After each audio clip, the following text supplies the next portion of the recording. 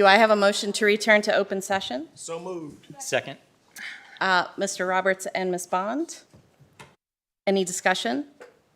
Ms. Reed, will you please call the roll? Ms. Bond? Ms. Pardon? Yes. Mr. Roberts? Yes.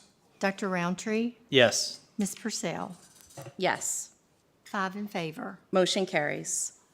Do I have a motion to certify closed session that, to the best of each member's knowledge, only public business matters lawfully exempted from open meeting requirements by Virginia law were discussed in the closed meeting to which this certification applies, and only such public business matters as were identified in the motion convening the closed meeting were heard, discussed, or considered?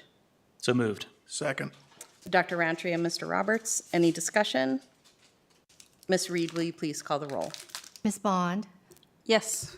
Ms. Pardon? Yes. Mr. Roberts? Yes. Dr. Roundtree? Yes. Ms. Purcell? Yes. 5 in favor. Motion carries. Do I have a motion to exempt application 1 from compulsory attendance due to religious exemption in Montgomery County Public Schools? So moved. Second. Mr. Roberts and Ms. Parton, any discussion? Ms. Reed, will you please call the roll? Ms. Bond? Yes. Ms. Pardon? Yes. Mr. Roberts? Yes. Dr. Roundtree? No. Ms. Purcell? Yes.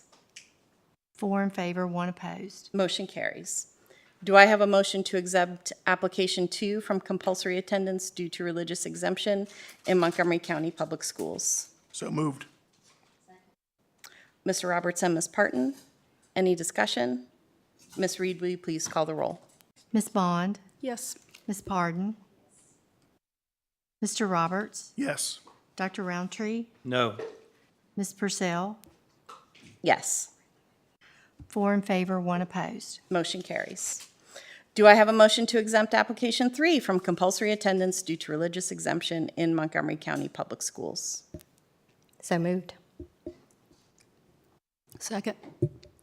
Ms. Parton and Ms. Bond? Any discussion? Ms. Reed, will you please call the roll? Ms. Bond? Yes. Yes. Ms. Pardon? Yes. Mr. Roberts? No. Dr. Roundtree? No. Ms. Purcell?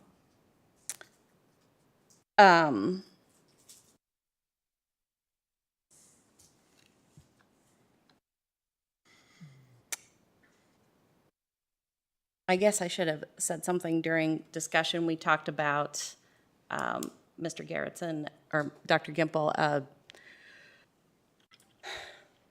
handling that case in a certain way. So what does the vote need to reflect?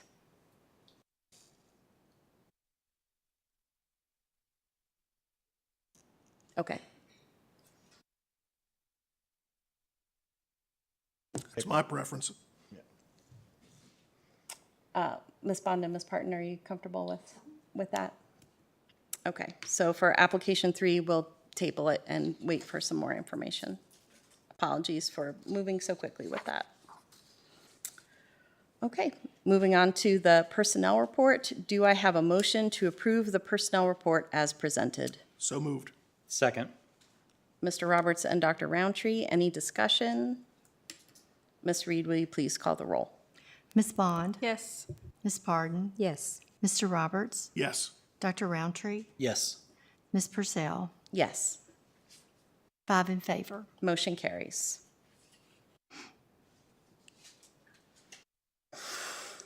Our next agenda item is public address. We welcome the opportunity to hear from students, parents, employees, and community members about education matters in this community.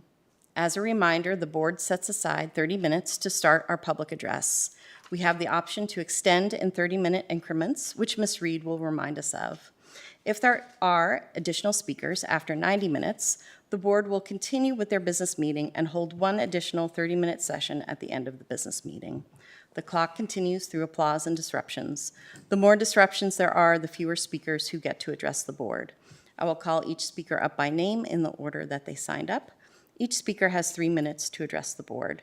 The board does not respond to speakers during public address. Screens show when the speaker has 30 seconds remaining and when time is up. Please state your name and the area of the county in which you live.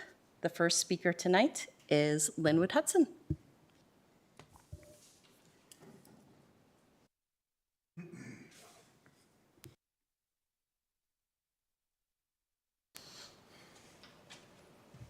Hey y'all, how we doing?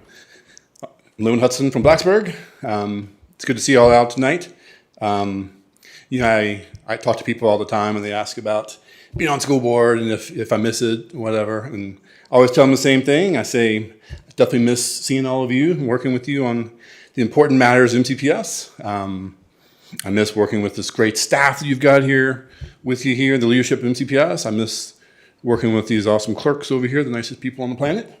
I'm jealous that I don't get to work with this guy because outstanding hire that you made there. And I think I'm really excited to see all the good stuff he does. But the one thing I don't miss is some of the board drama that likes to flare up once in a while, right? So last week I had a little PTSD when I was scrolling Facebook and saw a post by a particular school board member calling out another school board member and the superintendent and the division and everything else, right? After having just witnessed a meeting where there was a complaint about the stuff taking too much time, but then also advocating for it's going too fast. So I'm not quite sure how to reconcile that, but I do agree with the general principle of that post in that this is an important process. You got to take your time. You got to get it done right. And it feels like you guys have a good process that will allow for that, right? And go as quickly as you can when you can, but slow it down when you need to, right? And that feels like the best you can do in this situation. I would imagine maybe there's some frustration at just how hard this is and how long it's going to take, and I'm sure you all kind of share that, right? So, so I guess why am I here tonight? I told you guys that I'd be your biggest cheerleader. And here I am. I don't have any pom-poms with me, but I'm going to use my coach voice because I coach volleyball and soccer. And I'm going to say, you guys are doing great. This is really hard work. It's going to take time. You got to work together on it. You got to trust each other, have the conversations, work with the administration, work with the leadership, work with the lawyers, get it done when you can. But it's important effort. If it was easy, it would have already been done. If it was quick, it would have been done. We should have started it last year, but we're busy hiring this guy over here, right? So, it's going to take time. I'm sure you guys are going to get through it. And so, anyway, I just want an excuse to come out here and see y'all tonight. So, it's good seeing you. Thank you so much.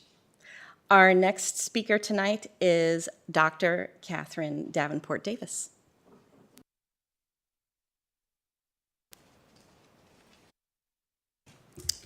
Good evening. My name is Dr. Catherine Davenport Davis, and as many of you know, I teach forensics amongst other courses at Blacksburg High School. I'm speaking to you tonight out of concern over the proposed Board Policy 2-4.4 concerning tobacco products. As you may recall, my students and I presented to you in the spring about the vape project they were completing as part of my forensic course curriculum. The board's response and questions from our student representatives pushed me to dig much more deeply into the Code of Virginia and how it pertains to tobacco and vaping products. That research is what led me to notice problems with the terminology in the proposed policy up for vote for this evening.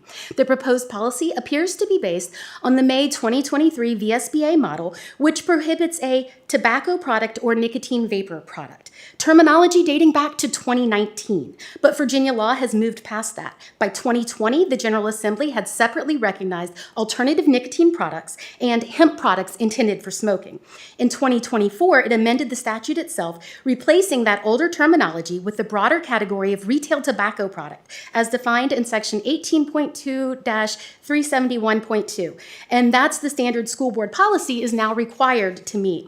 That mismatch between the proposed policy and current Virginia law creates real problems. My first concern is that this model policy explicitly excludes products like Zen nicotine pouches. It states that tobacco product does not include alternative nicotine products, but then never actually prohibits alternative alternative nicotine products anywhere in the policy. That's not a small gap. Our own student school board representatives flagged the nicotine pouches as a growing problem last spring, and my administrators tell me they're seeing more of them. Virginia's current retail tobacco product definition closes that gap. It covers products consumed by chewing, dissolving, or absorption. This policy doesn't. My second concern is that the proposed language also excludes non-nicotine vaping products, such as the so-called vitamin vapes and other products containing biologically active substances. The proposed policy's definition of a nicotine vapor product specifically requires the product to contain nicotine. Virginia law is, again, broader. Its current definition includes electronic smoking devices and substances that may be aerosolized or vaporized by those devices, whether or not the substance contains nicotine. This also creates an unnecessary inconsistency with our existing student code of conduct, which already prohibits electronic cigarettes and inhalant products. We would be adopting a new policy specifically addressing vaping that is narrower than the language we already use. That would create a completely avoidable enforcement problem. A student found with a nicotine-free vape could reasonably ask why the newly adopted vaping policy does not prohibit the product for which they are being disciplined. My third concern is that this proposed policy does not include hemp products intended for smoking, even though Virginia Code 22.1-79.5 expressly requires school board policy to include that category. A model policy should be a starting point, not a substitute for local judgment. I would hate for Montgomery County to replace existing policies with boilerplate template policies that are not reflective of the needs of our Montgomery County community. I'm also concerned that this model policy still reflects 2019 terminology, despite the numerous changes Virginia law has made since. It makes me wonder if other model policies are similarly out of date. Thank you. Thank you, Dr. Davis.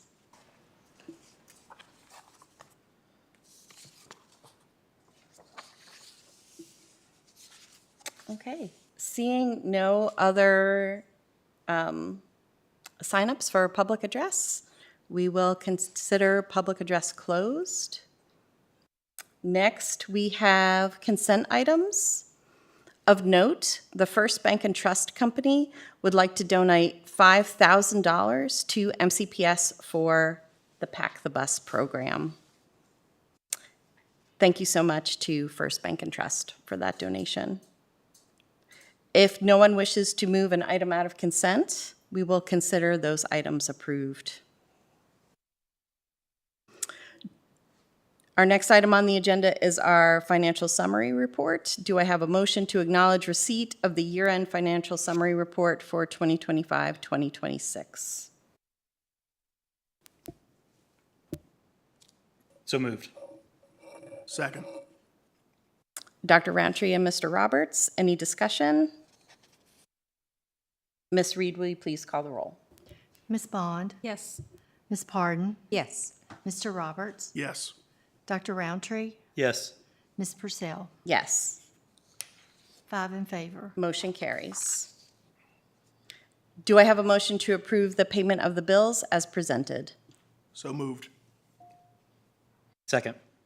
Mr. Roberts and Dr. Roundtree, any discussion? Ms. Reed, will you please call the roll? Ms. Bond? Yes. Ms. Pardon? Yes. Mr. Roberts? Yes. Dr. Roundtree? Yes. Ms. Purcell? Yes. 5 in favor. Motion carries. Okay, now we're moving into the business portion of our meeting. We'll start with a report from the superintendent. Dr. Kelly Gimple will provide our report. Thank you so much, Dr. Gimple. Thank you. Good evening, everybody, and first of all, congratulations to Dr. Davis. That is outstanding. Way to go.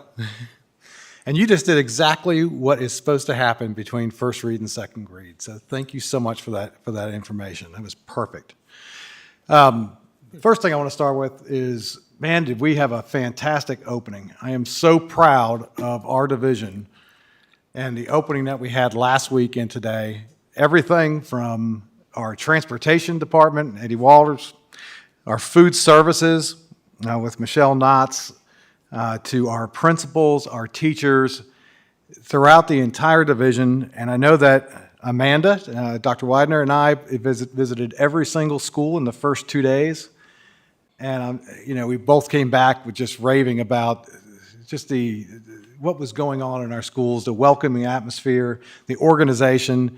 None of that happens without an extreme amount of collaboration and cooperation between everybody. not just our teachers, but also our parents, the students themselves, the administrators, and all the way down through, like I said, our transportation department and our food services. The typical things you hear in the first week are problems with buses being on time and things like that. We had nothing. Sometimes you run out of milk at one place, or you make a bad count on a certain. None of that happened. Excellent job all the way around in the planning and the preparation for our first week of school and then into this week. I also want to say Transition Day. I just want to thank all of our schools for really trying something new. We're collecting feedback now on exactly how that went. All indications so far is that the students had a great day with their new teachers and in their new environments, and it led to a very successful next day for them, where some of those tears and some of that anxiousness maybe got out of the way because they had their own special day to start school with our pre-kindergartners, our kindergartners in 6th grade and 9th grade. Got some feedback that it may have been a long day. We may look at maybe shortening it in the future, but I do think it was a valuable experience for our children all the way through, and for those teachers also throughout the school. So great job by everybody, and thank you so much for trying something new and making it successful for your students. I do want to talk a little bit about policy. And what I'll say is this: before I conclude, all my comments for this evening, I want to briefly highlight a resource on the MCPS website that's really about how we're going to go forward with presenting our policies in support of our Montgomery County Public Schools commitment to transparency, accountability, and meaningful community engagement. This web page has been designed to provide clear, accessible information about the school board policy revision process. As policies are reviewed and updated, we want employees, like Dr. Davis, families, students, and community members to understand where each policy is in the process and to have meaningful opportunities to provide feedback before policies are adopted. Our goal is to ensure that policy development is thoughtful, consistent, transparent, and informed by the perspectives of those who we serve. A significant portion of the NCPS School Board Policy Manual is, of course, overdue at this point, and it requires a systematic review. As we undertake the important work of systematically reviewing our policy manual, I believe two things can be true at the same time. We need to move this work forward deliberately, particularly where policies need to be updated to reflect changes in law and current practice. And we need to make sure that our employees, our families, our students, and community can clearly see the work and have opportunities to provide input along the way. We've created this webpage so anyone can see the policy revision process, which policies are currently being considered, where they are in that process, and what policies will be coming forward in the future, along with providing an avenue for their feedback. You can go ahead and show the webpage now. I also want to emphasize something. A first reading is exactly that. It is just a first reading. It is not an adoption or the conclusion of the process. It begins the board's formal consideration of a proposed policy. The period between first and second read is specifically intended for evaluation, feedback, questions, and the revision before the board adopts or determines that a policy is ready for adoption. It provides an opportunity for the board to discuss, employees and community to provide feedback, and possible revision before a policy becomes a school board formal policy. Any revision that would substantially change the policy would require another first read, and any board member can pull a policy and recommend that take place. My goal as superintendent is very simple in this process. It's not to predetermine the outcome of any policy. In fact, in many cases, I am the furthest one in our division away from the policies as the superintendent, where it really impacts our students and teachers and administrators directly because they have to live and work with each of our policies every single day. So I will not be providing my own personal touch on these policies. It's not appropriate unless it is something that involves superintendent and board. As is with these first two sections. We're primarily concerned with how the board operates in terms of the superintendent and so forth. We are now getting into much more of the meat of our policy manual, which really involves how schools are run. This is why we've opened up this webpage, and this is why we will provide an avenue for anyone provide input on any policy throughout this process. I'll encourage everyone, employees, families, students, and members of our community to visit this page, follow that the policies are coming up. Follow along with us, provide us with feedback. Good policy is strengthened by thoughtful engagement, and we welcome that engagement, and we're providing here an avenue for that to occur. Thank you. Thank you so much, Dr. Gimple. Our next agenda item is an update from the MCEA. Katie Seidemann, MCEA President, will present an update from the Montgomery County Education Association, and this is information with no action expected. Thank you so much, Ms. Seidemann. Thank you. Good evening, Chair Purcell, Dr. Gimple, members of the board. Thank you for allowing me to be here tonight to present to you a report on behalf of the Montgomery County Education Association. First, on behalf of the MCEA, I would like to publicly thank all of our MCPS staff who prepared our schools to be ready for our students last week. I would also like to bring to your attention, if you weren't already aware, the protected work days that were scheduled in our pre-opening calendar this year. These days were specifically designated for staff to be in their buildings working to prepare for students without any required PD on those days. This is exactly the type of time that we are asking for our staff. Time to do whatever we need to do to be ready for our students and their needs. So thank you to Dr. Gimple, to Dr. Widener for intentionally creating that time for staff. And I hope that we can all consider other ways in which we can give time back to staff. Secondly, I'd like to give the board an update on our collective bargaining negotiation progress. To date, we have had 4 collective bargaining negotiation meetings with MCPS negotiation team. We presented 18 proposals and have reviewed each of those proposals in depth. We have even already found some practical solutions for already existing issues. Unfortunately, we have not yet been able to reach a tentative agreement for any of our proposals.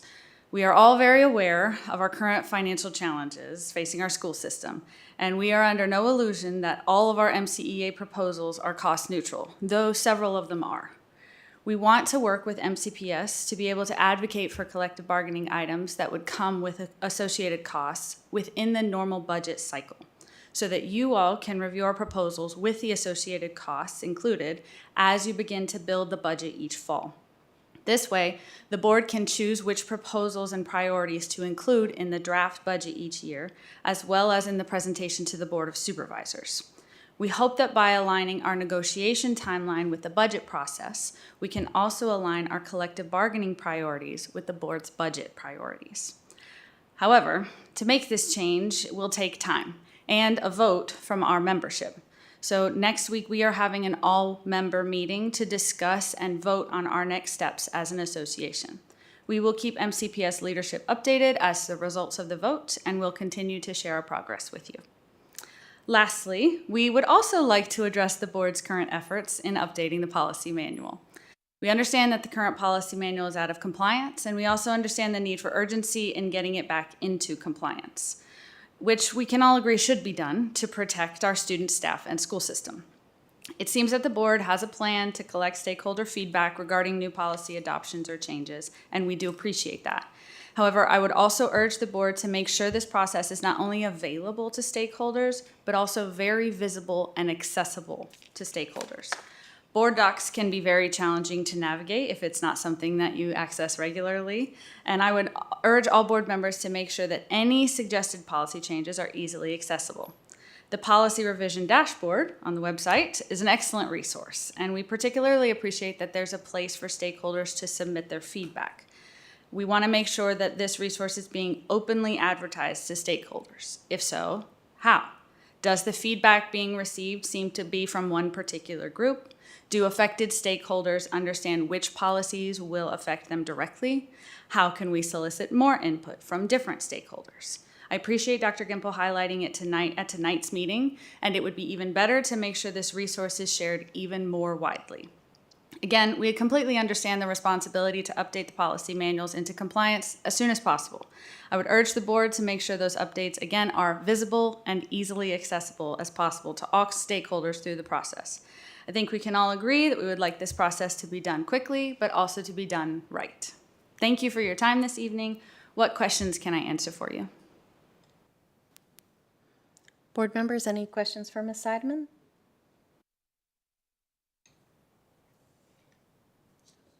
I think we're okay. Thank you so much for being with us Thank you this so much. evening. Okay.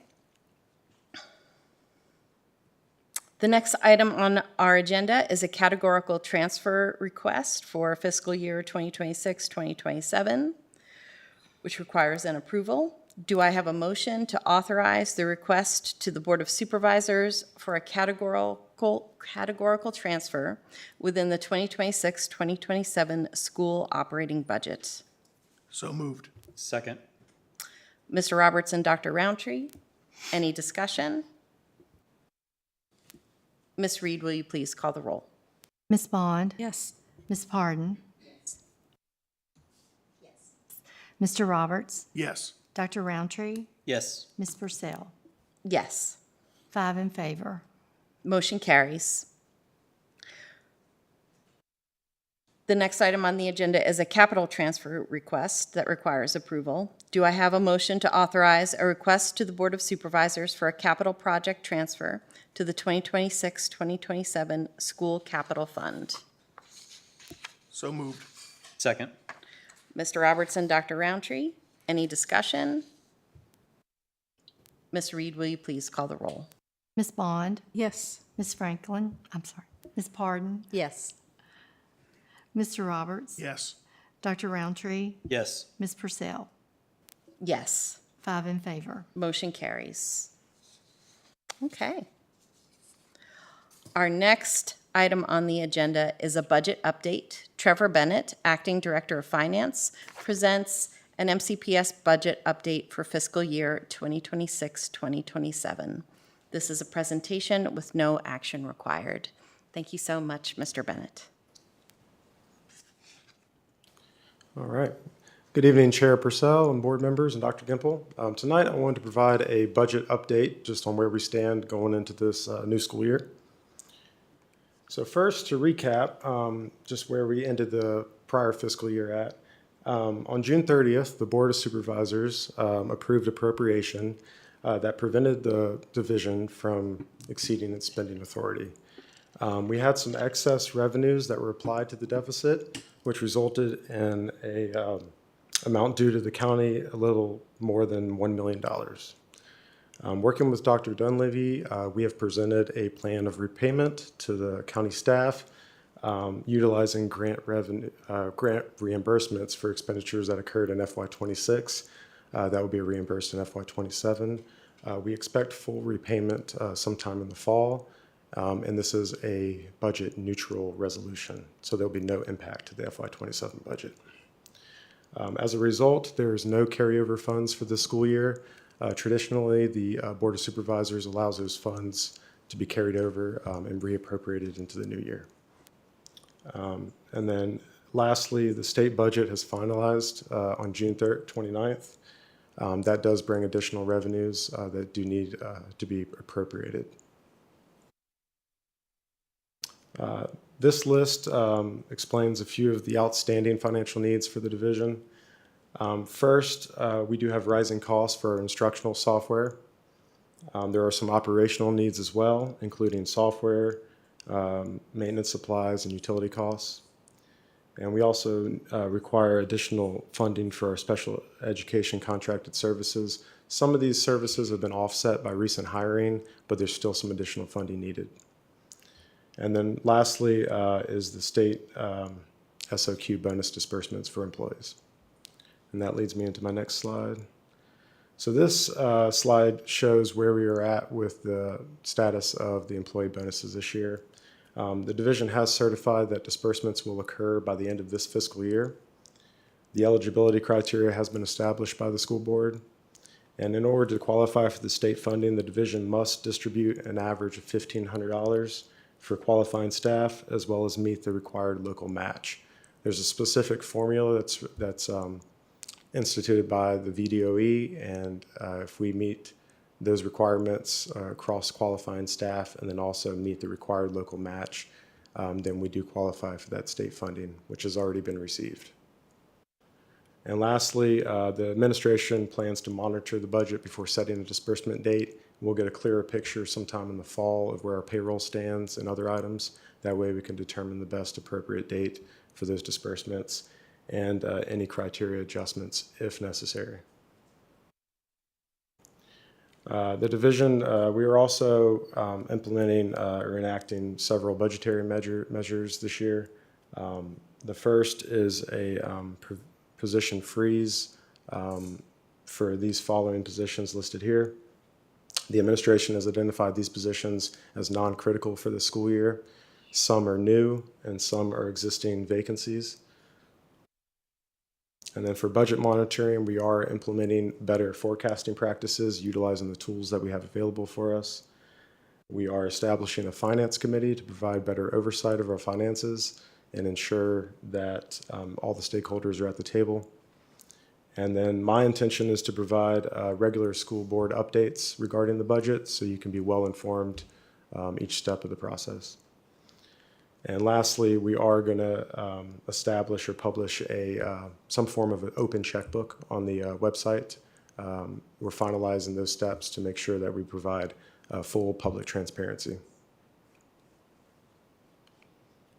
And lastly, I want to discuss where we're at with our state revenue estimates. So again, on June 29th, the state finalized its biennium budget. It was a late approval. Typically, the state finalizes their budget much sooner. With a new governor coming in this year, it took some time to work out those differences amongst the Senate and the House. So we did get a state budget, which does bring additional revenue for the district. The current state revenue estimate we have in the budget is based on an average daily membership of 9,005 students. The administration recommends that we take a more conservative approach and reduce that estimate down to the state's estimate of right at 8,900 students. And then the estimated revenue increase as a result is a little more than $1.1 million, and a supplemental appropriation is required to incorporate that into the current budget, and that'll be brought forward to the board at a later date. My anticipation would be the second meeting in September, once we work with our departments and figure out exactly what those needs are. And now I'll open up for discussion and any questions you have. Board members, any questions?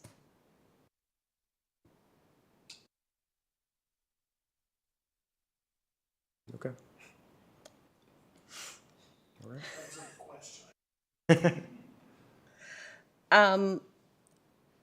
I do have a question about the deferred positions or frozen positions. Is that for the full academic year you're planning to freeze them, or? No, this is temporary. We're going to continue to monitor the budget and see if any of these can be reenacted into the school year. But these were identified as non-critical. So if necessary, yes, it would be through the whole school year, but we don't anticipate that. These are not new positions except for the fine arts coordinator, which that role has been distributed a little bit, right? But the rest of them are new positions. And so as we become a little bit more secure and have a really firm understanding of exactly where we're at, then we can start filling those positions.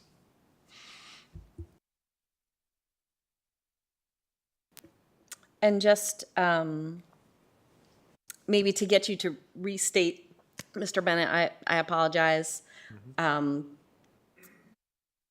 You talked about the second meeting in December. Just, typically we have our line item budget and we kind of set priorities of things that we're going to fund or not fund. And given the late news from late approvals from the General Assembly and other things, that wasn't really something that we ever did. And is that what we're doing at the second meeting in September? Or is that something that the division needs us to do, to say, we as the board would like you to focus here and not there?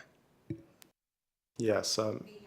We have a budget that far exceeds our budget allocation. Right. In order to, we must appropriate the additional anticipated revenue from the state in order to incorporate it into the budget. And we do have these outstanding financial needs.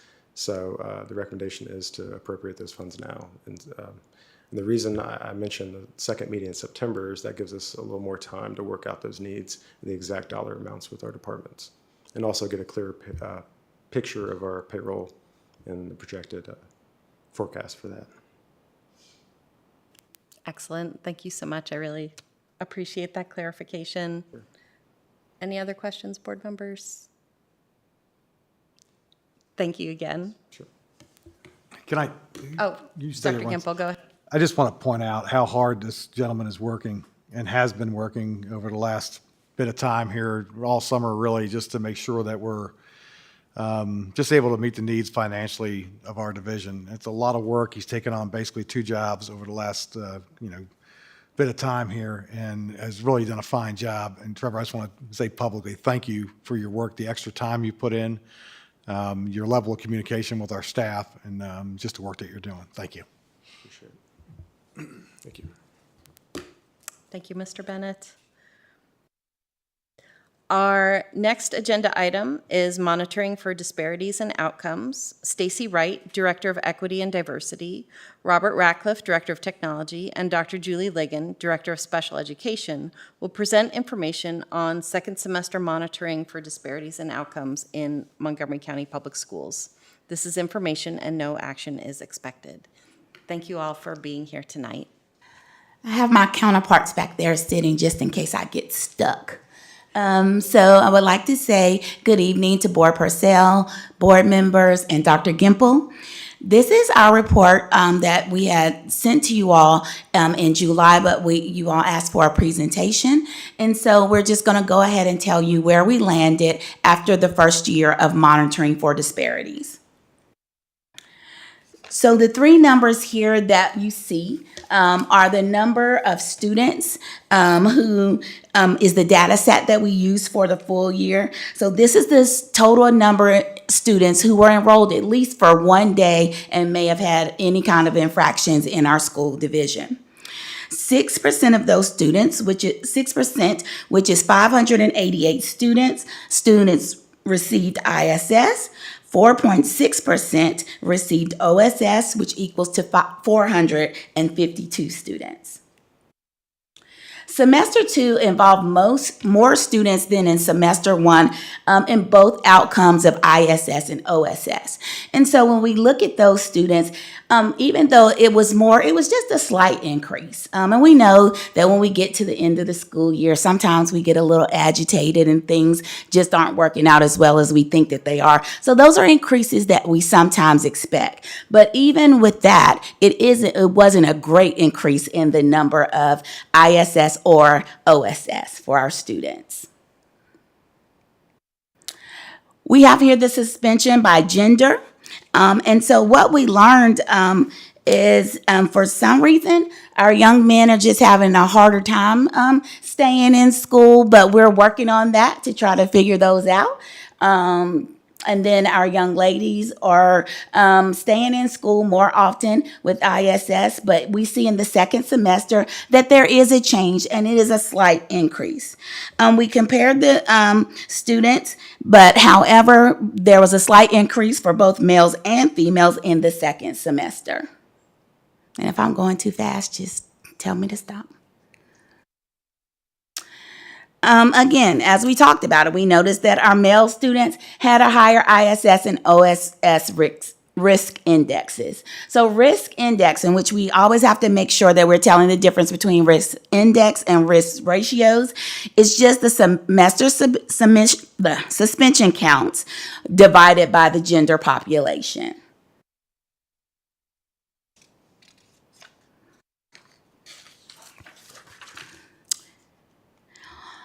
Where we see most of our students being suspended are in our economically disadvantaged students. And I don't know if you remember from the first semester, we talked about the different codes that usually came with that. And they were like our RB codes, which those are our relationship codes. And I think that many times when we see different student groups that get suspended more than other, it has something to do somewhat with our relationships that we have with our students. And so our economically disadvantaged students were 40.2% of our enrollment.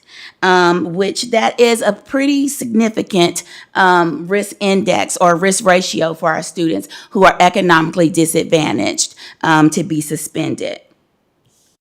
And it is also possible that our economically disadvantaged students, that they intersect over different student groups as well. So for our full risk, it varies substantially across race and ethnicity. What we noticed that we had a high risk for Black or African American students with their ISS being 9% and then their OSS being 9.24%. Black or African American students and with mixed race with white, it is 8.5% ISS and then 8.0% OSS. So the risk ratio is 2.03%. So this means that Black students and mixed race students with Black and white are 2 times more likely to get suspended than our white students.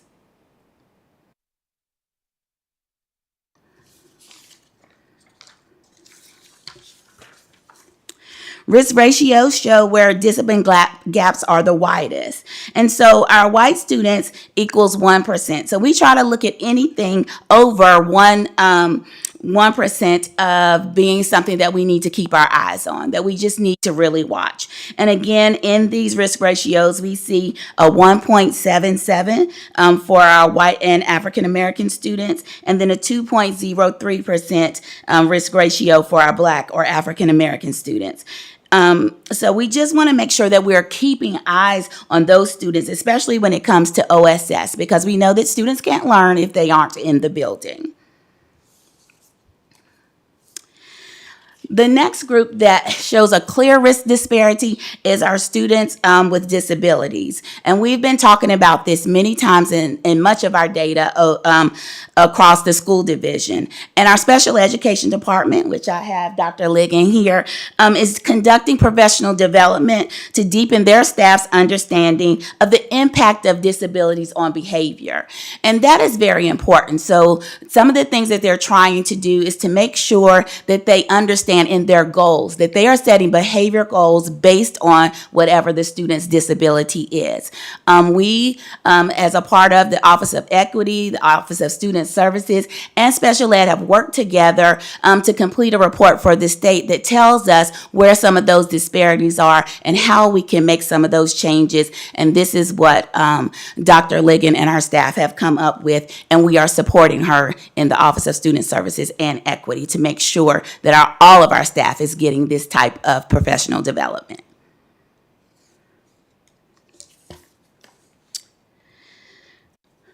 And then we also noticed that the IEP enrollment share, or the number of students that are who have IEPs, does not match the suspension share. So they're 14.65% of our enrollment. 29.3% of our special education students are receiving ISS, and 38.7% of our students are receiving OSS. And so together we are, again, this is across departments. It's not just we're leaving this to be something that the special education department has to do itself. In all of our professional developments, we are talking about these things. We're talking about trauma informed. We are upping the ante with our restorative practices now. Like really, it's been a while since we have had training in those practices. So we're making sure that across all of our departments that we are hitting those things when we are having professional development for our staff. And so OSS day totals, this just means the average days that our students are missing because of OSS. And so we know if our students have OSS, that's something that we have assigned. And so the average number of days that our students are missing are 5.3. Most students, though, only receive about 1 day of OSS. And so again, as we can see, the students with disabilities has a large share of those OSS, those out of school suspensions. And then As we've talked about earlier in this presentation, the economically disadvantaged, again, also is showing some levels of day totals for OSS that we really need to keep our eyes on as a school division. So in our first report, we identified tools to help to reduce disparities. And so root cause identification, this is probably the hardest one for us to really pin down and to identify. But let's give you I'll give you some reasons that might happen. It might be the relationship building. I think things like our transition day has also helped with that, where when small groups of students were together and our teachers and our staff, had their all hands on deck and able to build relationships with those students. We are revamping our PBIS implementation, and then we're also doing instructional rounds throughout the division. Before we did literacy rounds last year, but this year we are doing instructional rounds so we can look at the teaching and making sure that it's not something that our students are missing in their classrooms. As far as stakeholder reflection, we will continue to use surveys, and we will continue. We have a data dashboard that we're about to implement for all of our school divisions and for our schools, so they can see this every month where their school lands. And so then they can do something about it. So they can call and reach out to us here at central office in order for us to provide the support that they need in their schools. We're making sure that all of our PDs are not ones and dones. And then not only are we the expectation for our teachers and our staff to have these PDs, we are doing these professional developments with our leadership team, because we can't expect our teachers and staff to be able to handle these things if we as a leadership team don't understand. And then our tiered systems for support, we are doing an MTS reboot. We had started this when Mr. Howard was here, and we had to put a freeze because we got a new superintendent, and VTSS will not even do it unless your superintendent agrees. So we just got that on, I guess, last Friday, that Dr. Gimple had spoke with the people for VTSS. We have an MTSS specialist who is working through my office, and we're going to really start looking at those Virginia tiered systems of support to make sure that we are supporting a well-rounded student, the whole-rounded student, mental health, academics, behavior, all of those things in one place. And then lastly, all of our departments are seeking to deepen their understanding of trauma, implicit bias, poverty, and mental health, and how it actually impacts student learning. And so we will keep developing this as a comprehensive way to keep our staff informed of what we're doing. And then this slide says what the board should carry forward. Not that we would ever think of telling you what you should do, but here's where we would like to go from here. We would like you to consider what the data says. Even though the counts have risen a little bit from first semester to second semester, it isn't something that we can't control. We're looking at the largest disparity, so that we'll continue to do that and work with the special ed department in order to do that. And then we want to use these questions that we have here for ongoing monitoring. We want to make sure that we are looking at, are our risk gaps lowering? And so next year, or this school year, because we've had one full year, this is like our North Star to tell us which way we need to go with our data. And with the new data dashboard, with all of us working together in our departments, I just believe that we'll be able to decrease this a lot more with our disparities. Making sure our support and climate measures progress. So we might not get to where we want to be automatically in 1 year. We know it didn't take 1 year for us to get here, so it won't take 1 year for us to fix it. But we're definitely working very hard and using these questions in everything we do when we're talking about our students. And then we're looking at the instructional time loss from OSS and just continuing to try to make sure that those declines. So we want you guys, not that we're not honest with you all the time, but we want you to keep us honest and keep these 4 questions when you're asking us questions about how these disparities and how our discipline is affecting our students and our staff. And then allowing last year to be the data that we used, and we're getting better supports for our data. We're getting better tools that we can use with our data so that we all can see all of the time and not just waiting for the 2 reports that we have to do according to this policy, that you can see all the time. And feel free to call any of us or ask Dr. Gimple about anything that we are doing if you don't understand. Any questions for me? I have a question. Yes. Do we have data or information on the racial and economic status of students who are just sent to the office before discipline is imposed? Not at this time, but it could be something that, and that's the part when we talk about root causes, like the things that there are certain teacher managed behaviors that we have, but we do have simple discipline where we can put like the minor infractions. So say Stacy gets in trouble for throwing her pencil, but instead of the teacher sending her to the office, she can enter it into or he can enter it into a minor infraction. And so simple discipline kind of had, like I said, with with Mr. Howard leaving, we got started and then we kind of stopped, but now we have that and we can monitor that a little bit better now. Okay, my concern, I don't know anything if this is accurate or not, but Okay. I just want to make sure people aren't automatically being sent more often than others. Just making sure everybody gets a fair shake. And I That think makes sense. it does make sense. And that is, what some of the training that we do with our staff, that we're trying to make them, recognize, like even cultural differences or different things that, I might expect at my home. And not that we don't expect all of our students to be respectful, but like rolling of the eyes. My granddaughter is 5 and she does it all the time. But I know that that's something that she's not necessarily meaning to be disrespectful, but we just have to keep reminding her of that. So we are teaching the behaviors that we want to see.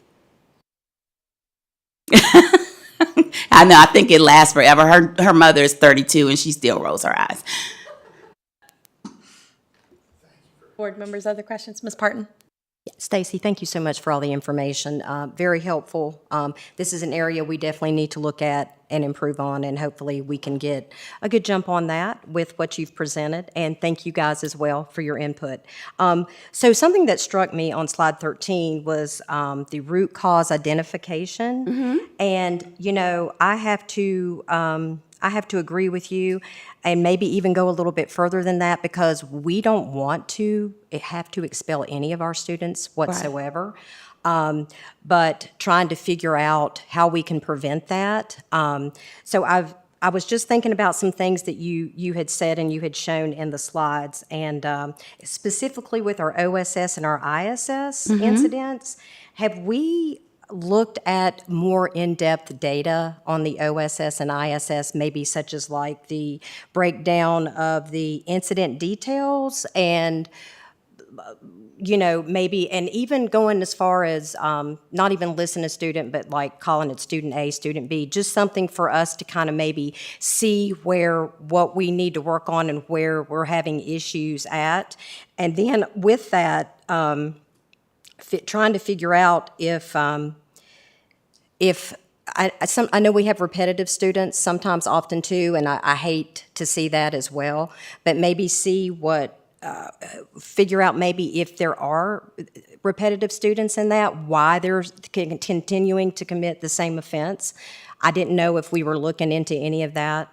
What we had last year didn't necessarily help us to do that well. I mean, we could do it, but it would be like almost antiquated. Like you sit down with all of the behaviors and then you have to almost write. But what we are proposing with our data dashboards is going to help principals to be able to see that. I remember when I was a principal, I would keep a notebook because we had the little triplicates of when we wrote somebody up and it wasn't in a computer. And then I had, Ms. Purcell has 25 students that keep coming to the office from her classroom. What are these incidents and what are those types?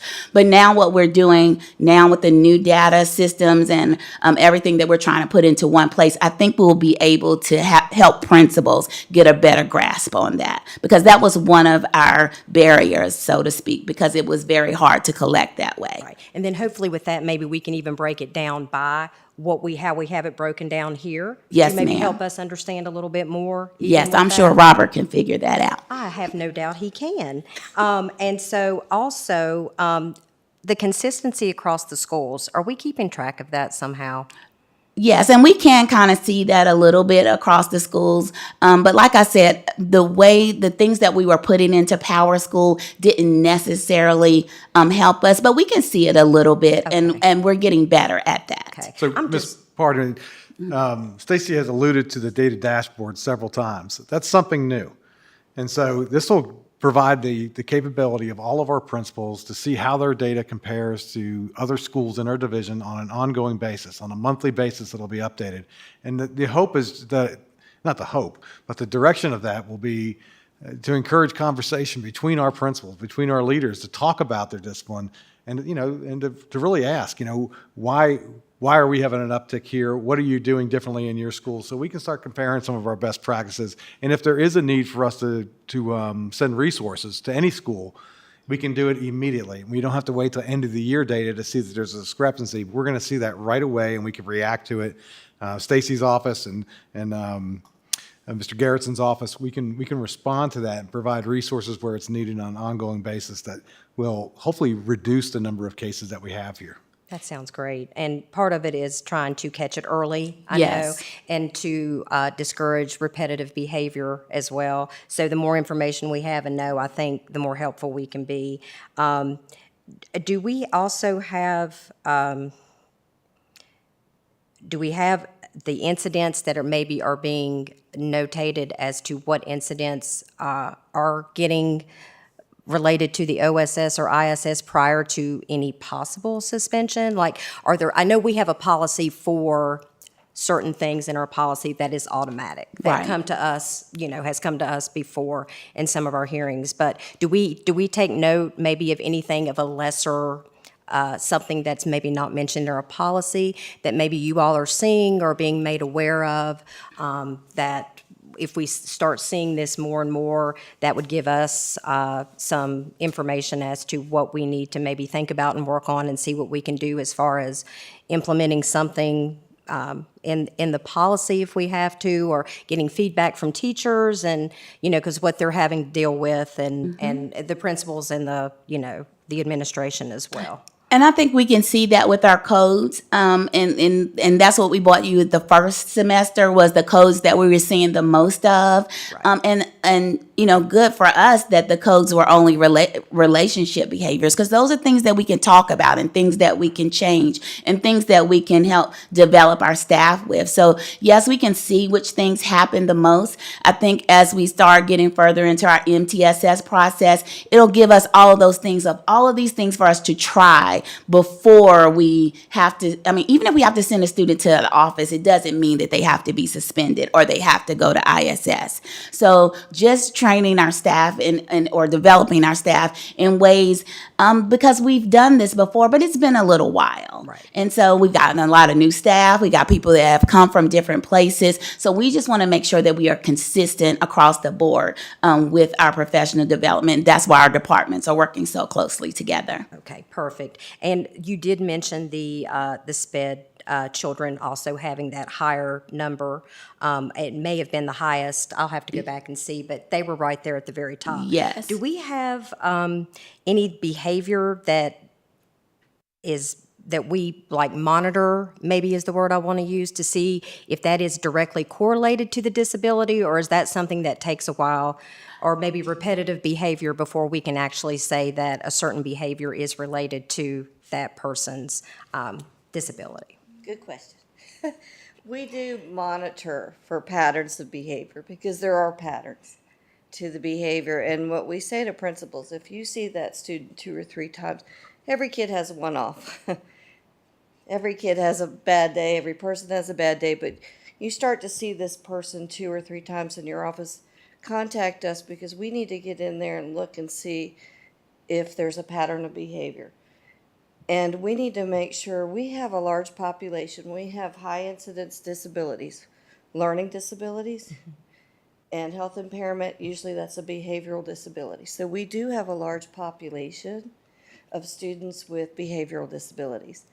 So for me, it's really important. We're going to work with teams this year. I taught kids with behavioral disabilities. I take it very seriously. You can teach children how to regulate. And so we're going to work with our teams this year so they understand the impact of that disability if it's behavioral, and how you need to write goals to help this kid learn some self-control and kind of comport how they have to in school. So we are looking at that, and yes, there are patterns. Right. And we're trying to help them learn how to identify those. Right, and I know it's difficult. Like you said, everybody has a bad day and things like that. And while I do understand that there are issues with each disability, we still, at least I do, and I feel like the board does as well, we still want to make sure that we hold our students accountable, because when they leave here, they're going to be held accountable, and we want to make sure that they understand that, but we also want to make sure that we're doing the right thing, because if it's something that is causing it, and I just would like, the more information we have when I sit down to do something of this nature, because it's a big deal to me. And the more information we have and possibly can get and try to figure out what's going on, I feel like I can do a better job at either asking my questions or trying to do the best thing for the student. So thank you very much. You're welcome, and I like our collaboration. It's really working, and I agree with you. And I say to teachers all the time, these kids have to graduate, they have to work, they have to function. Right. So we have to get on this early and try to help them with these behaviors. I Yes, agree with ma'am. you 100%. Great. Thank you so much. Other board members, Ms. Bond, Dr. Roundtree? Yeah, thank you. There's a lot of good information here. So just reiterating what Ms. Parton said there, looking at demographics by school would be very valuable as well. And in addition to that, looking at demographics by month of the year, not just the 2 semesters. I know anecdotally with expulsion hearings, we kind of see things in November, December timeframe. We see things in January, early February, then it dies down a bit, and then it kicks back up in May. But that's anecdotal just for expulsions. That's a relatively small data set. It'd be interesting to know those numbers for in-school suspension, out-of-school suspension, if there's ways that we can help kids get back into school after Yes. the winter break without having the discipline issues. And then 13, I was glad to hear the fact that the transition day, I didn't appreciate the fact that that transition going from one school to another, like just that extra day that's not as many people getting to be able to interact with the staff, learning the school, really can reduce the stress and then reduce later discipline problems. So I really appreciate that being pointed out, and I'm really interested in hearing feedback from the educators on how that process went and continuation of it throughout future years. So thank you. Thank you so much, Ms. Wright. I know that when the data is is ready is sometimes a difficult spot to identify. So I appreciate you sending this to us early, and then also doing something for, that's more public, so that, everyone can kind of see clearly what we're trying to address and how we're doing it. So just thank you for pulling that together and for being here tonight. And thank you to Dr. Ligon and Mr. Ratcliffe as well. My question was really kind of similar to Ms. Parton's, just about frequent flyers, I think is the term I've heard sometimes, just kind of making sure that the kids who are struggling kind of have the support that they need, and there's like that cross school conversations when they go from elementary to middle and that kind of thing. So thank you so much for that, and I guess we'll see you again in a in a couple of months with an update. Thank you so much. And I do want to definitely thank Mr. Radcliffe, because I tell you what, I call him like, Robert, wait a minute, this doesn't look right. Wait a minute, this. And we have changed this presentation 100 times even before we got it in front of you guys to try to make sure that you have the best information possible. So thank you so much. Thank you. Well, Mr. Ratcliffe, you're on in the hot seat again. Our next presentation is a technology update. Robert Ratcliffe, Director of Technology, will present an update on technology in MCPS. This is a presentation, no action is required. And Mr. Ratcliffe, I just appreciate you kind of formalizing the answer that you gave at the at the last meeting, just because this has been a national, international, statewide discussion about school and technology, and so you can kind of just give us a more formal overview of how we're dealing with it here. So thank you so much for doing this. Hey, before I get started, I do got to thank the entire technology department. They got the schools ready to go for all the technology needs, all the new accounts, all the new Chromebooks. We're receiving the phones in for the phone upgrades. Those were supposed to come over this summer. That was a delay, like everything else is right now. So we're developing a plan to get those into the schools very soon. So I first want to thank them for all their work. As we're going through this, keep in mind that what we're looking at is what's best for students. So this is the plan from where we are now all the way until after it's been implemented. What are we going to do? We can't just implement it and then move forward. We don't want to get in a situation where we are now, where we're so heavily involved in one thing. We need to evaluate it and keeping it updated as we're going throughout the years. So one of the first things I want to mention is that we've already put some things in place. There is less screen time during this past year. The elementary curriculum team really put a focus on the elementary schools to lessen the screen time. So that work was done by Dr. Mitchell and that team there. So that was already started this past year. K through 1 devices, we lowered the amount of devices in those classrooms, which I spoke about last time. And so that is going to continue going forward with that. Last year, we also shut down accounts over winter break. We'll see if that is going to be the plan as we're developing this, if that's something we should do as well. Some feedback we received from that, especially at the high school level. There are some students who were finishing class assignments and they were given over winter break to do that. So making sure that those students, one, either have access, or two, the teachers have enough time to provide that information to them beforehand. So again, we're excited about the feedback receiving, and that goes into the next slide, which is it starts with community voice.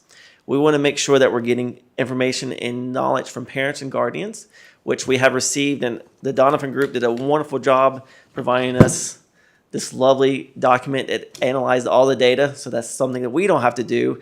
We had 1,084 responses from parents and guardians. The majority of parents, K through 8th, just giving you some information from this, not saying this is what we're going to do not want their students bringing their Chromebook home.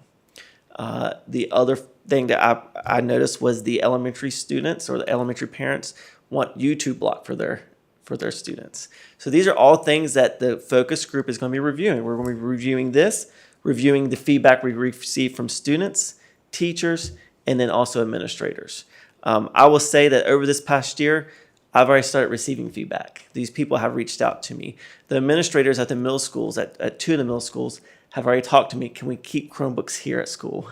Can we not, can we turn off access at 10 p.m. because we're getting alerts? And that's the other piece that we need to make sure the public knows, is when a student does something that is not great on a computer, then that phone call or a text message or an email gets sent to that principal. And that can happen at 10 p.m., 11 p.m. It also goes to Jason Garrettson. It can happen at 2 a.m. if they're using our device. So is that something that we need to keep in mind as well for our administrators and their mental health? So as we're moving through this, you'll see that we have parent surveys, staff and student surveys. Staff surveys were sent out. We're finalizing the student one. Hopefully we'll have that out soon. We're going to be doing that with our secondary, so middle school and high school. It's kind of hard to get that information from elementary. I taught elementary school, and if you ask students to raise their hand until they feel like they've raised it for 5 minutes, you're going to have a variety of things. So when you ask them, how long do you think you're on a computer for? They may not be able to tell you a full answer there. So we're going to focus on that middle school and high school. We're going to do the focus group meetings, and I'm working with Andrew Webb right now to get that information out to all stakeholders, including community members who may not have a child in our schools currently, but we want them to be part of this focus group as well. As we're reviewing all the input, we're reviewing data and also reviewing things that have been published with data that backs some of the things we're wanting to do. Student voices, I'm excited to start that and have some conversations with students at lunches. And I'll be reviewing all these things with the elementary and secondary committee in October, and hopefully have a plan for you all with what that looks like at the end of October. So as we're building this, these are the things we have to keep in mind. First, of course, is making sure what is best for students. But learning values, does it fit that developmental stage of the student? So we don't want to make a blanket, this is what we're going to do. It has to follow with where the student is. A balance, making sure that we're protecting space for print discussion, handout work, and sustained offline focus. And a feasibility. For example, if we say we're going to class set in all of middle school, we're going to have to increase our number of Chromebooks and then purchase charging stations. So is that feasible with our current budget? These are all things that we're going to have to discuss during this building of the plan. One of the biggest things is that this change is not a change from the technology, it's also mainly a change within instruction. And so the instruction department is going to be heavily involved in this conversation because the Chromebook is a tool, it's not the instructional model. And so here you have the digitals can strengthen, but also learning can still, these learning things over here on the right side can need to continue happening. We do have our textbooks are online. And so we got to make sure that our students have access to them. That's one thing we'll have to keep in mind. We have timely practice and feedback. When you do an assessment online, the student's able to get that feedback right away. That's also one less thing that the teachers have to worry about taking home the grade. It gives them that feedback. So we want to make sure we're supporting them as well. And as I mentioned, the right balance is looking at the growth of the student. So that's K through 2. That's when you get to foundation of practice. 3 through 5, 6 through 8, all the way up to 9 through 12. So we want to make sure that this plan, we don't want to make blanket statements of reducing time, screen time. We want to make sure the plan is addressing each level as they're going through their school career in Montgomery County Public Schools. So these are the things that I've identified as the 6 things that we must answer. The purpose and learning, the access and balance. Again, are we doing class sets? Are we doing one-to-one in those grade levels? Is it school only, take home? Is it a mixture? These are all things that we need to answer. Curriculum assessments. What assessments and curriculum things are we using? And do they provide value, especially if there's something we're using online? Student support and standards. We have to also teach digital citizenship to all of our students. And so we got to make sure that those standards that are part of that, we're able to teach them that may involve them being on a device to learn some of those skills. Teaching and feedback, which tools can improve feedback, making sure that that's happening. And as I mentioned, the feasibility and accountability. And I've kind of hit on this a little bit, but as we're looking through this, we have to remember that our textbooks are digital. Our state assessments are on computers, so we have to prepare our students for those. We have to make sure that we're still having timely feedback so that way our teachers are able to make adjustments to their lessons those coming weeks or those coming days as students are giving feedback or answering things on assessments. Accessibility for our students with IEPs and 504s, making sure that we're not leaving them out of this plan. And a continuation of learning, coursework access during absences, disruption, and snow days. We want to make sure that that plan includes what does that look like a snow day for kindergarten through 2nd, 3rd through 5th, and so forth. We want to make sure this plan is comprehensive and we're not leaving anything out. At the end of this, we want to make sure we're setting some learning goals so that way we can measure them. Is the quality, is it improving? Is engagement and focus, is that improving? Is that increasing? Are we making sure that all students have access to all supports and resources? Again, going back to the teacher feedback. And then also making sure that the cost is something that we can sustain. These are all things at the end of this that we need to be measuring year after year after year and making adjustments as needed. Any questions? Thank you, Mr. Radcliffe. Board members, any questions? Dr. Roundtree? Sure. Thank you very much for the presentation. I guess not so many questions, just comments. This is something I think every parent has trouble with in their own home, balancing the use of screens and technology. You see the the students working on math and working problems, getting direct feedback, getting hints to problems when they get stuck, so that they're not getting overly frustrated with school. And those are great things. I was able to go through those when we were doing the math curriculum, and I wish I had that when I was in school. But then also the over large amounts of time on the computer diddling around with games and whatnot. And then the question of using them at hours when they should be sleeping and whatnot.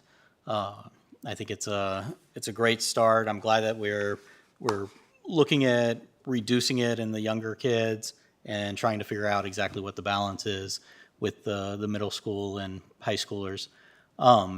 One question would be for middle school, as you are reducing use there potentially, with kids that are in multiple classes, is it going to be a teacher-to-teacher or a course-to-course type structure? Because some of those kids in 7th, 8th grade, and even in 6th, are in high school classes where the high school classes are using those computers. Or will it be a blanket type of activity? And I know that y'all are still building the plane while flying it, so you may not have an answer. But Yeah, that's something that we're going to get feedback from the teachers on, and that's what the focus group which will include teachers as well as students and community members.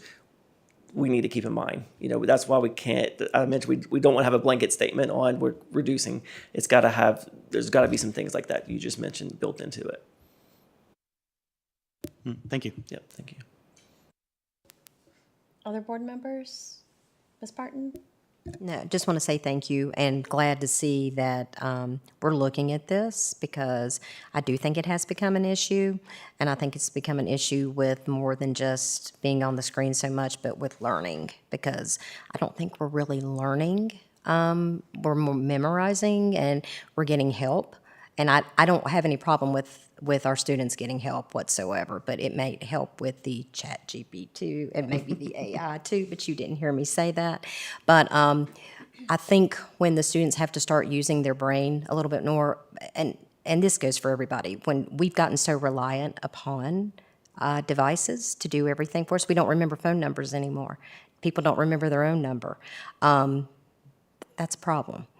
So I think going back old school, I like a book in my hand. I'm old school. I'm not gonna tell you how old I am, but I'm old school. But I like having a book in my hand. I like when I like to read. I hate to read on, people can read on Kindles and phones. I hate it. I like pen and paper. My daughter says I'm crazy. Just put it on your phone. Why are you writing stuff down? I've got notes everywhere.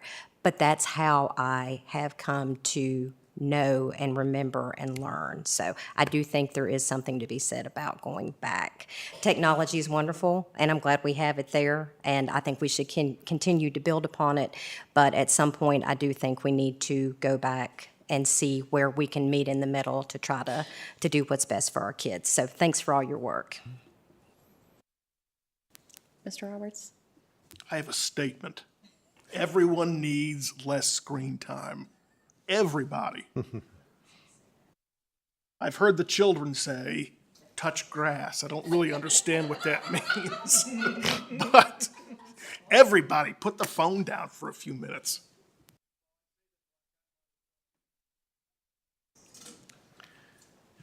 how many screens do you have in front of you right now? And I was going to. One of the things I'll say based on that, the parents who filled this out said 1 to 2 hours was the most frequently reported amount of daily non-school screen time at 48.7%. So think about that. Our students are going home, if they're on the screen for 4 hours at our schools, and they're going home for another additional 1 to 2 hours. At least. At least. Well, yeah. And I'm just going to make a comment exactly because as parents are saying that, I want them to look in the mirror and be a good example, because if you're at a restaurant, if you're somewhere you look around, it's not always the students that are on phones, it's the parents. And I'm guilty. I'm not saying I'm not, because if I sit down, sometimes that's when I check my email, because at work I don't ever get a chance to do anything like that. but I've made it a point to pay attention. And a lot of times it's not our young people. It's I'm going to say myself as an old person, okay? And so let's be good examples. Let's just don't sit and point and say, hey, you. Let's look and say we need to put down the phones and start, paying attention and having conversation. We're all guilty of not and playing catch up. And I understand completely just as much as anybody does. So, I mean, no disrespect to anyone when I make that comment, but I have paid attention, and it is a very real, true statement. So, Dr. Gimple? So this is really being studied really across the nation. I know that as a superintendent, I'm a part of 2 advisory groups, one through UVA, another one through our VAS consortium that is looking at this, to try and help Virginia establish some guidelines, right, and some brackets that we could provide statewide, right? So, it's innovation with guardrails, and I think, some of you might go back so far as you remember when math classes started using calculators for everything. And what a shock that was that we weren't doing, long written math. And that was a challenge, right? And we've had to learn how to mitigate that with authentic learning, right? To ensure that students are achieving authentic learning. And it's the same thing when really the internet was introduced, right? And really that was part of my era, right? All of a sudden you could not have to go to the library and pull out your card catalog and walk out of the library with 10 books, but you're just doing your research online. And, it's evolved, right? And so AI now is another challenge for us to learn. How do we use this? We can't put our head in the sand and act like it's not here. It is. But how do we teach our students to use it responsibly and while ensuring that authentic learning is taking place within our schools? And I think that's probably the biggest challenge that's coming forward. And Rob, I appreciate all the research that you're doing with this and collecting as much feedback as possible. Very professional study you're doing here. Not surprised at all. And Stacy, also, I want to say thank you to you. She has a heart as big as this room here for kids, and is so interested in making sure that all of our kids are provided with a great education here. I just want to make sure that I acknowledge that how much work you put into everything you do. And Rob, thanks for collecting all that data for her. And I'm sure we're going to be kind of inundated with more and more from you on this topic and more from the state as well. So thank you.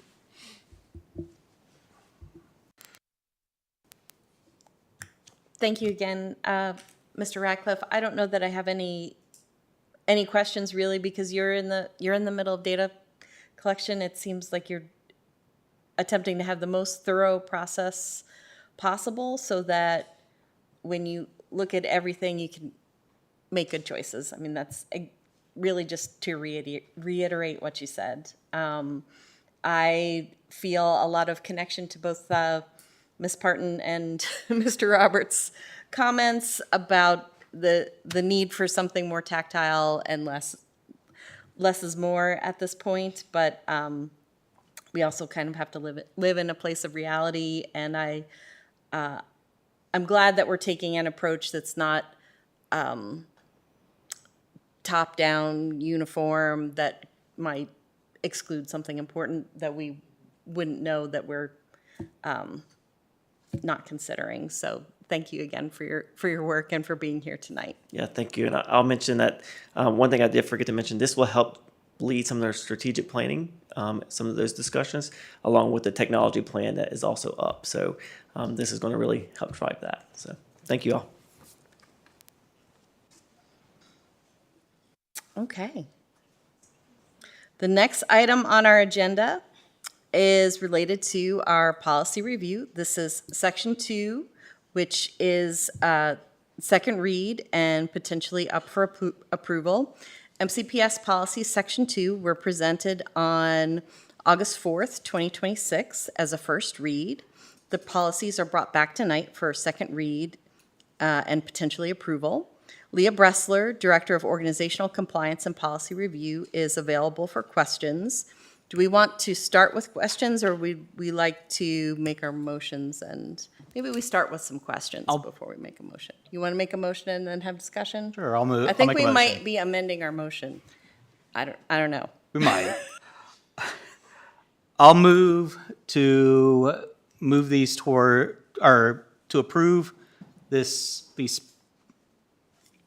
policies for section 2, pulling 2-2.1 and 2-4.4 for further discussion. Second.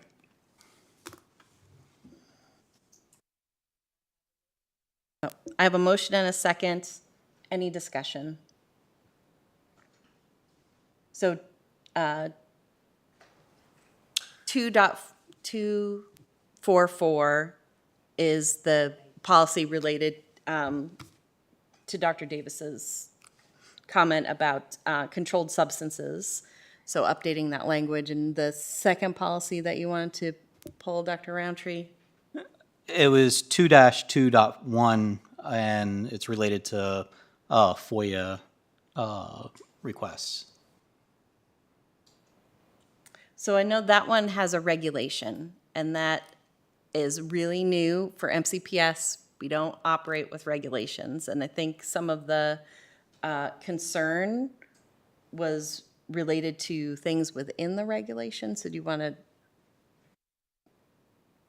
talk about that, or do you want to talk about that now, or is that something you just want to?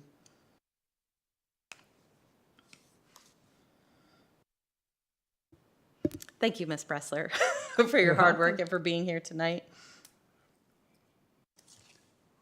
So the 2-2.1R is the regulation or the policy?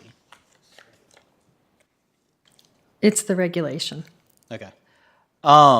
For the regulation, I would, let's see, rather than calling out specific names in there, I would encourage us to have a general office and general email that is forwarded to the person in charge of it. That way, you don't constantly have to update this thing. And if somebody retires and you fill in the position, then it's automatically taken care of. I think there's other positions around the county that I've heard something about having such an email and somebody having 2 emails, and there being some question about that with similar types of activities, with things that somebody needs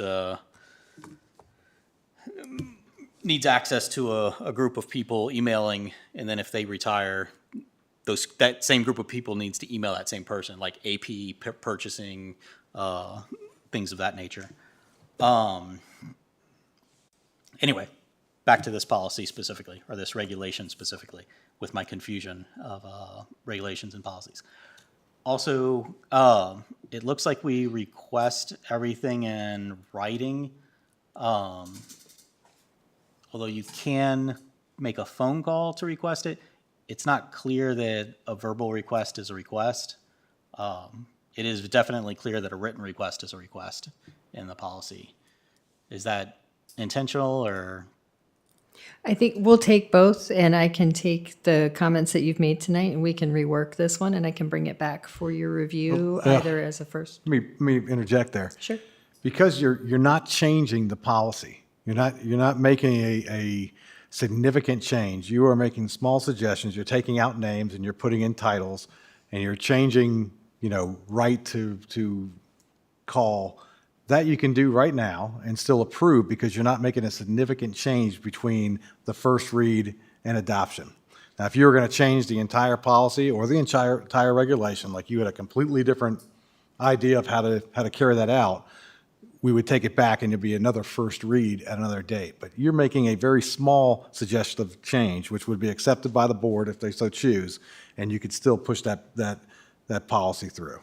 Right. And that's just providing context to, or you could choose to say, nope, go back and do it over. I want to hear it next time. That is completely up to you all. Right. Yeah, and with the way that we made the motion, we can vote on the first set and then make motions to appropriately change. But Well, can I just make a friendly amendment and say we remove Ms. Osborne from that? It's on page 2. two. I think that settles it, if we can just remove her name that way. And add an appropriately named email that forwards to the officer. FOIA@mcps.org. Thanks, Mr. Sounds Ratcliffe. great. I've renewed my second with those minor changes and ask that the vote be called, please. I think I have to amend.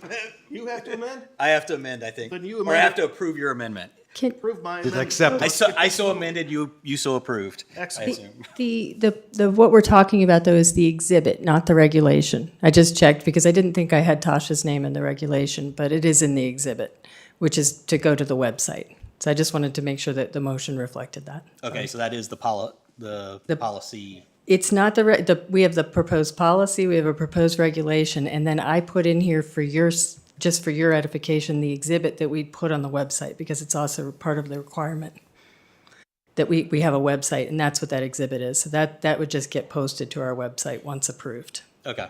Then, just for clarification, then 244, in light of Dr. Davis's presentation, that's something we would pull and rewrite for you and would come back for first read, because that's considerable change and addition It is. and augmentation. And so with her research that she's provided to us and that excellent presentation, we can go back and rework that and present it for you next time.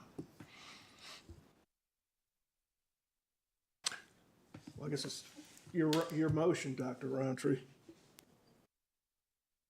I updated the 2-2.1R Okay. activity, and I don't need to change the other one because what we motioned was what was just suggested by the administration. Perfect. I think now we're ready to call unless there's other comments. I It do looks have one more comment about FOIA. I mean, I have no issue with the division kind of presenting a platform for FOIA requests that make the requester really think about what they want and need and scope, because sometimes FOIA requests are very vague and general and could be very big, and you just don't know what, you don't necessarily know the scope until someone says, sure, we'll give this to you, and it's going to cost $5,000 because it's going to be a lot of work for our employees. However, I think the law of FOIA doesn't necessarily require the use of that. So is that clear with?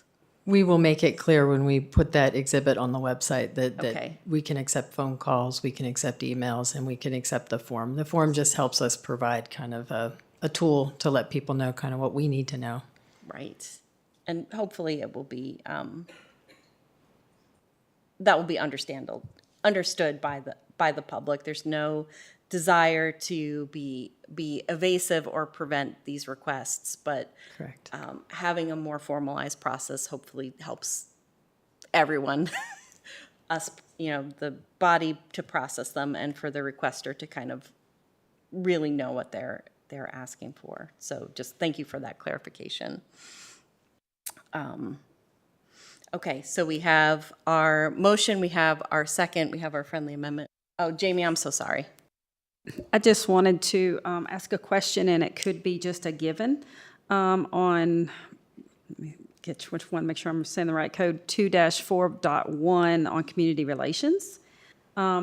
Getting past the additive of the Boy and Girl Scout, I'm going down more of the standard rental fees.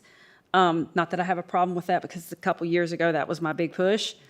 But in all of this reading, it could be there and I overlooked it. If it is, I apologize.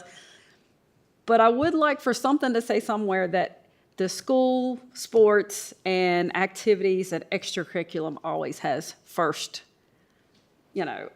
choice of usage, because our fields do get rented and used by travel a lot. So I want to make sure that in some kind of, understanding there, that all of our school-sponsored extracurricular activity is put first. And I didn't see that. There's everything else, but I just didn't see that. Every kind of protective, as far as cost and who and why and what you've got to have, and that's great and fantastic. But I want to make sure that, we've got this, and I'm just going to use this for an example, basketball team that have rented the gymnasium in one of our facilities, and we've had a postponed game that needs to reschedule that night. So, how do we have in there a clause saying, hey, if something like that should happen, a reschedule is requested, or, school scheduling comes first? I agree. Let me bring up our policy leads on that one. Now, like I said, it may be in there, and I've overlooked it because there's a lot of reading, and I've had to read everything. That's why I'm bringing our And then policy some. leads up. We've got Dr. Brown and Mr. Garrettson on this policy. So currently, right now, the principal approves any outside sport-related I understood that activity. too. I don't know that we have language in there, like if we had a game that had to be rescheduled, that would trump a non-school sponsored activity. So we could certainly put language in there too. I just think sometimes it's a safety net, because we do have community members that say, well, your policy doesn't say that. Your policy states this. So sometimes it can be a loophole, and I just want to make sure that we're protected. Again, not just for sports, but all extracurricular, whether it's our auditoriums, whether it's our cafeterias, meeting facilities. That is listed in our original policy, right? It does say school-related organizations shall have priority over non-school-related There you go. organizations. There you go. Actually, it is. Right, Okay, it is. very good. Thank you. Yep. Just want to, as I was reading, I thought, I want to make sure that's in there. Thank you.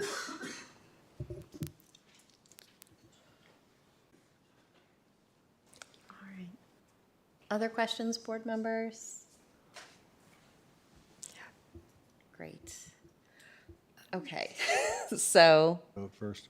we have our friendly amendment approved, seconded. Second. Finished with discussion. Ms. Reed, will you please call the roll? Can I read back the motion first? Yes, go ahead, Sure. Ms. Osborne.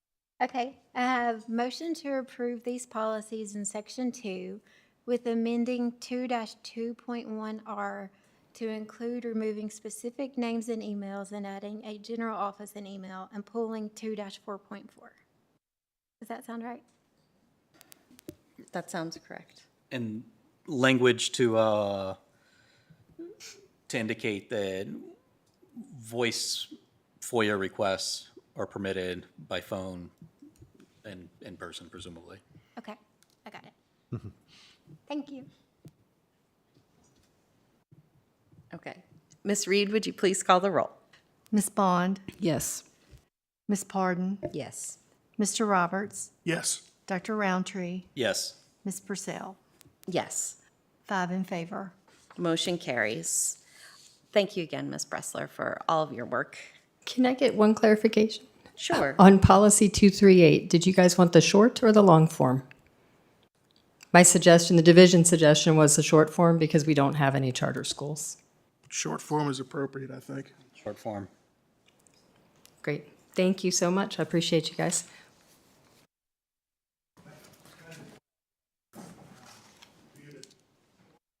Okay, there we go.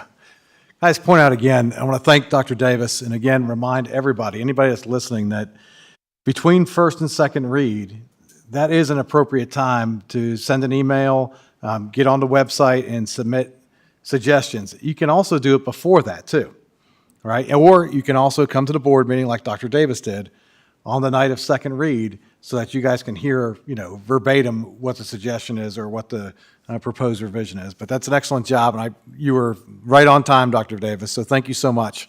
and that helps to really define our procedure. So thank you.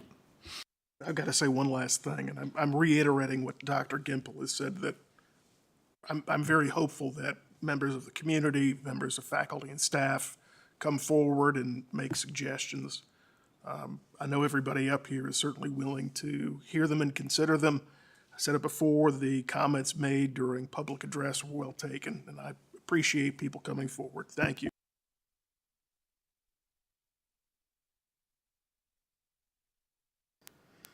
And I just want to thank the division for helping us with this process. I've said this many times before, but I'll go ahead and say it again. We learned in April of 2025 just kind of how far behind we were with our policy review, and it's pretty profound. And we are in compliance with our own policies. We are in compliance with FOIA. We have many issues that we're going to try to address by updating these policies.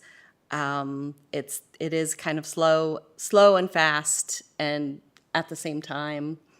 And I appreciate everyone's hard work and collaboration. And to just reiterate something that Dr. Gimple said earlier, I think in his superintendent's report, so many of these don't touch our daily lives. We're the ones who will be approving them, but we're not the ones that have to live with them. So kind of understanding ramifications that we might not know because we're not in classrooms and in buildings in the same way is extremely, extremely helpful to help us make better decisions on your behalf. So thank you all. Okay, moving on. The next item on the agenda is to have a discussion regarding our legislative agenda. This is something that I think happened more regularly before COVID and then kind of fell away.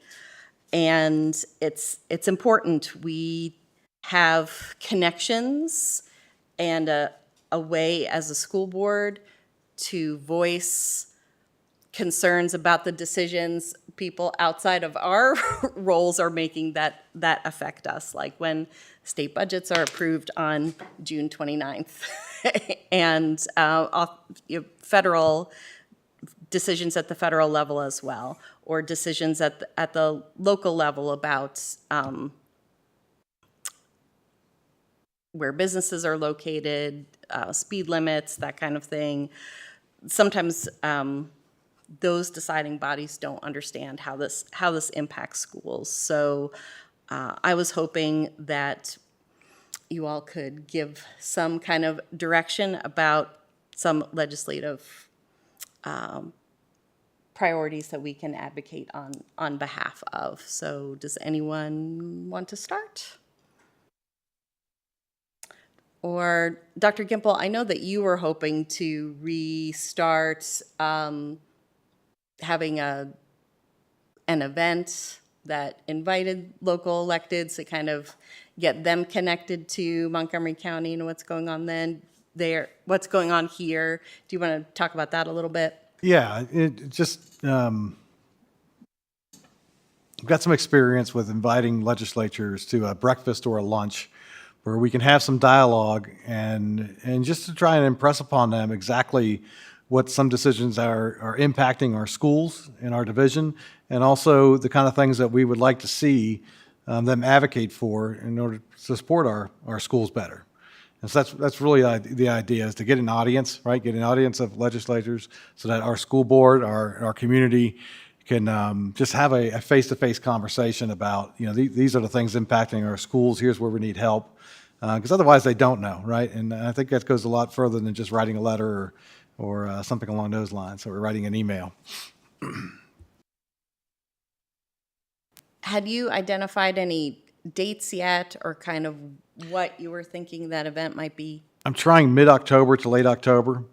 I know that Salem also has a legislature meeting, and so I'm trying to kind of make sure I'm not hitting the same dates as them, but we should have some invites going out here pretty shortly, and trying to set up a day, and it could be a midweek day, something like that. But yeah, I'm aiming for mid to late October. And hopefully it's something that we all can attend Absolutely. as well. Right? No, please, yes, yeah. We'd love for you to all to be there. Great. Tell me when, I'll show up. Yes, sir. So, board members, anything in particular that Sure. I'd like to start with? Go ahead, Dr. Roundtree. We have a list that had previously been put forward, so but I reiterate it. So pushing for vaping and THC regulations to try to better keep these devices out of our children's hands. We have a state-run resource that sells alcohol, but seems like anybody can set up shop to sell vapes or whatnot.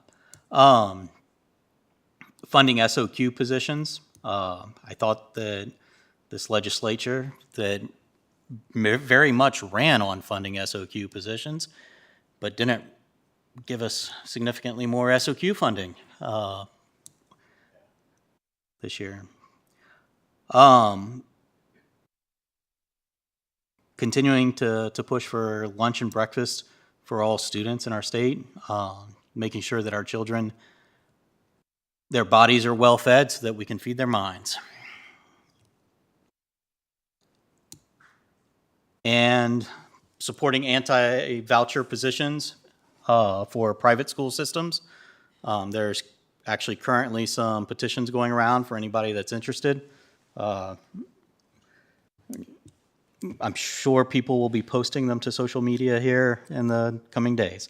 Capital funding from the school system, capital funding from the state level. The state provides basically no capital funding for schools. The past couple years, they've had a couple $100 million that they've provided. And they gave themselves a pat on the back. CHS costs $100 million. So unless you're in the billions of dollars, you're not providing capital funding for schools. Special ed funding. Now, this is really the federal government that is supposed to fund this, but getting our state legislators to get on board to help out with special ed funding and to push our our federal legislators to push the federal systems to fund special education as it was proposed in the original act would be extremely beneficial. Expanding pre-K. We have Cuba and Nicaragua that provide pre-K to their citizens free of charge. Two of the poorest countries in the Western Hemisphere. I think we can do the same here in Virginia. Lack of childcare, in general, the lack of childcare across the board for families, not just our educators, but our educators are who we are employing, but having reasonable childcare even before pre-K. Mental health services for our students, increasing mental health services for our students.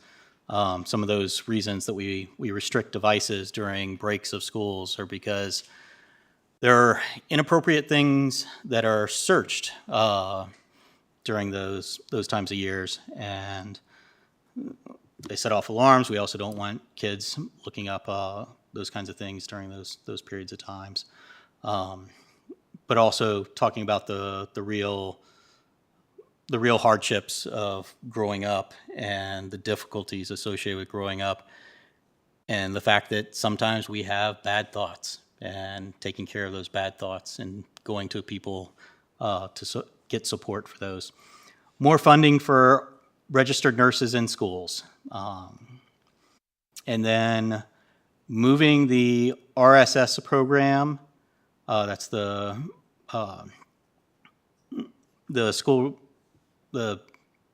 school resource officer program for retired school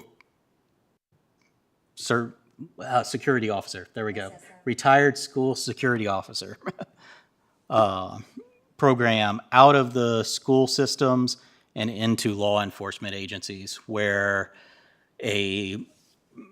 rather than having somebody that the school employs that is, or a security officer, having a retired school security officer in the law enforcement program or preferably a retired law enforcement person that can then draw their retirement benefits without penalty while working a VSR or VRS job in the same time. But having those where an agency that supports people that wear body armor and carry guns are the ones that are supporting people that carry guns and wear body armor. So that's my 11.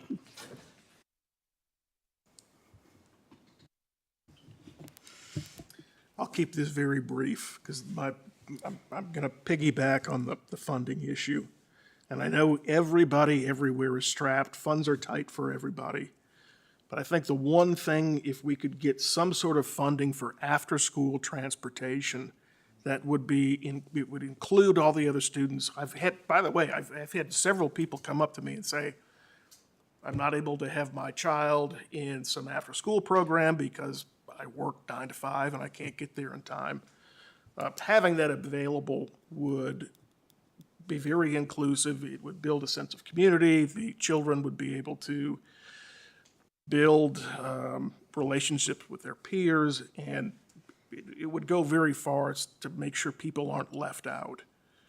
I believe many of the things that we ask for in terms of funding may be pipe dreams, but finding some kind of way to make sure everybody's included and can participate in after-school activities, I think is an attainable goal, and I hope we can all collaborate and push for that.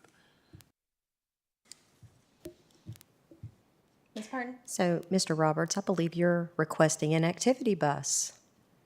So that was brought up years ago with Dr. Meyer, and there was lots of community people that spoke out to exactly what you're addressing, especially down in District C, with not only the distance, but just not having the accessibility.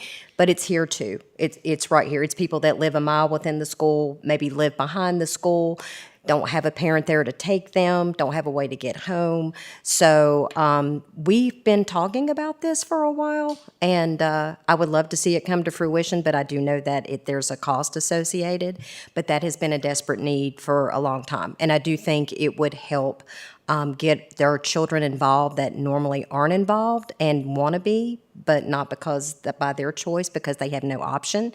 And I think that could even go as far as help out with discipline as well. Because if you're engaged and you've got something going on, then you're going to not have anything not to do. Ms. Bond? I'm just going to say I'm going to piggyback on that statement, though. Although I think that's a great thing, I also think our extra after-school activities are getting earlier and earlier and earlier. So it's not only sometimes about getting there. Parents want to see what their children are doing. And at 4 o'clock in the afternoon, sometimes that's tough. It's not just about getting them to practice. It's about having parent support. No. And we've had games start at like 4 and 4:30. Yeah. When my daughter, and I'm like, when did games starting before 5 o'clock? Because maybe a program just to look at all of it, because that's also, I know, a problem, one of the problems of why sometimes coaches for different things are hard, because they can't, unless it's somebody that we employ, they can't take off that time early in every profession to be able to do that. And we miss out on a lot of special people that could do a great job, that we don't have someone interested and our schools that are teachers. So if we're going to look at activity buses, then that goes with a whole other program. And even though all the things you said, Dr. Roundtree, are important, I think we do need to limit it. Usually we pick 3 or 4 things that we feel good about. We feel like really could make an impact. And for me, that's what I would prefer to do, is to pick the most important things that we think we want to move forward. And because every other division also has the list this long. So that would be where I would feel. Let's pick that the board feels very strong about a few and say, hey, this is what we really think is important to our district. I think we would be heard more. Dr. Gimple? I can give you a couple also. I'd start with raising the state share so that our teacher salaries are above the national average. And I'm not talking about our local share of that, but our state share, so that the state has a desire to raise our teacher salaries above the national average. We need to change the composite index so that it's not calculated on a single year of data, but that it's part of a 3-year average, so it accurately reflects the conditions within our community. Making sure that SOQs also include transportation folks and our aides, which right now it does not, so that funding is provided to cover bus aides, classroom aides, special education aides, and those folks that fall out of the SOQ funding. The topic of cut scores is a popular one among superintendents right now. It would be very nice if the state would provide some impact studies on how the new cut scores are going to affect schools, and not just implement new cut scores without having some of that data shared amongst school divisions so that we can accurately provide feedback on what those cut scores are going to look like instead of going into it blind and hoping for the best. I don't think that's a great way for the state to do business in terms of cut scores. I have a couple more, but I think flexibility in how we can certify our staff to do dual enrollment and also CTE and who can teach those courses is also required. Right now, you have to have a degree in that subject area. We have some absolutely brilliant teachers that could teach dual enrollment, but simply can't because their degree isn't specified. And so that limits some of the classes that we can provide. So flexibility there. And I've got a list of other ones, but I'll stop right there because in the aspect of time here, sorry. I have a soapbox I can really get on, but I'll refrain for right now.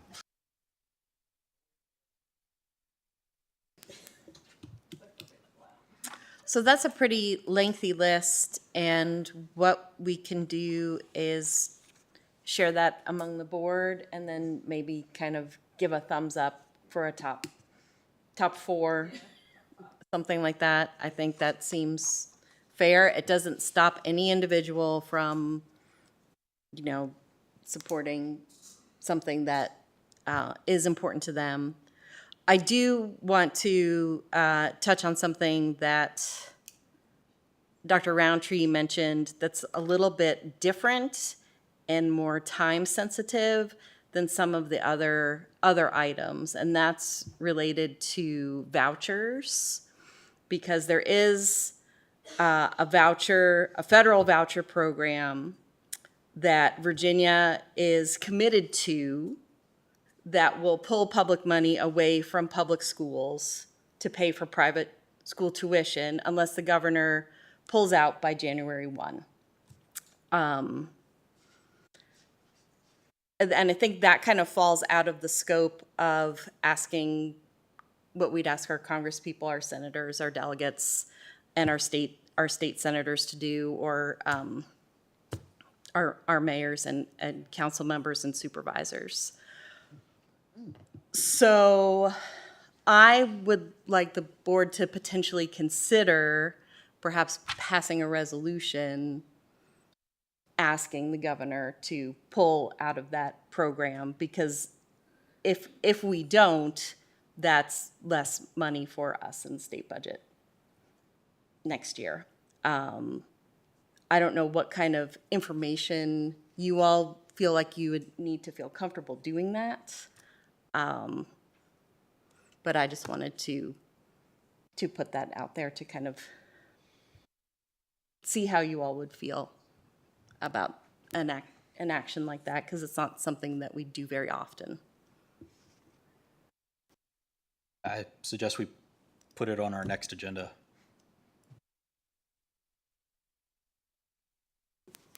Discussing a resolution or a resolution?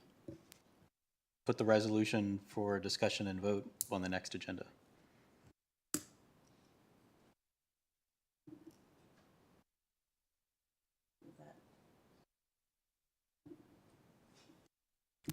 Could we go out a month?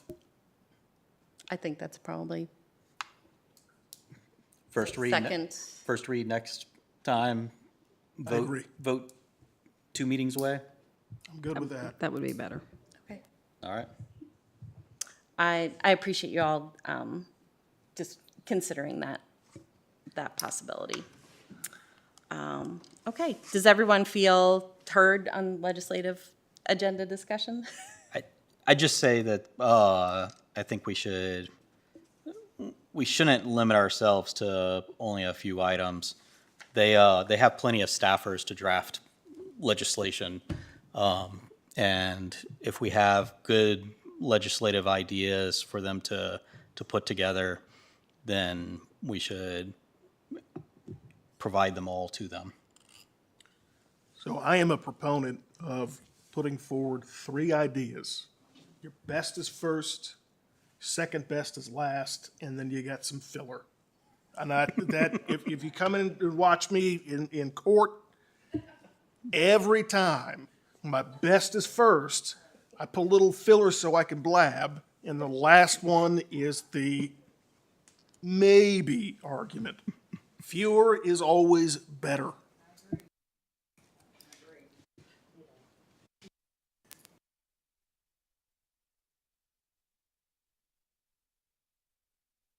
We'll revisit this next time. Thank you all for the productive discussion. Are there any items of unfinished business?